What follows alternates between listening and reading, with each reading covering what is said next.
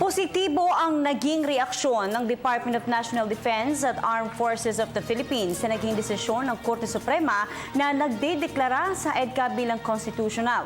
Ang buong ulat kunin natin mula sa aming kasamang si Waywaya Macalma live via phone patch.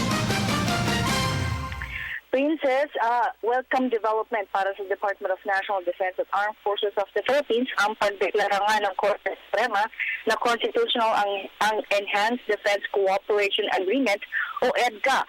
Ayon kay Dr. Peter Paul Galvez, ang tagapagsalita ng ahensya, malaki ang pagbabago mangyayari sa hukbong sandatahang lakas dahil nga sa EDCA. Sa tulungan ng Amerika ay mapapabilis kasi ang Defense Modernization Program ng ahensya at ang pagpapatibay pa ng maritime security ng bansa, lalo sa kinakaharap na sigalot ng bansa sa mga pinag-aagawang teritoryo sa West Philippine Sea. Bukod dyan ay mas mapapaigting pa ang humanitarian assistance at disaster response o HADR sa bansa, partikular na sa panahon ng kalamidad. Dagdag pa ni Galvez na dahil sa development na ito ay mapagpapatibay pang lalo ng ahensya ang interoperability ng Armed Forces ng Pilipinas at ng Amerika.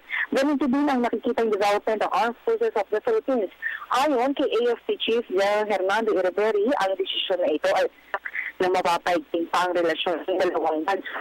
Kaya sila ay maasa na may enhance ang kanilang interoperability pag-address ng short-term capability gaps, promoting long-term modernization para sa militar, at sila din ay makakatulong sa maritime security at maritime domain awareness at pag-develop pa ng HADR response ng bansa.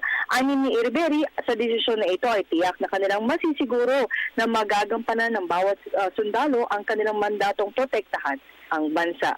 At yung muna pinaka-latest mula rito sa Campo Aguinaldo.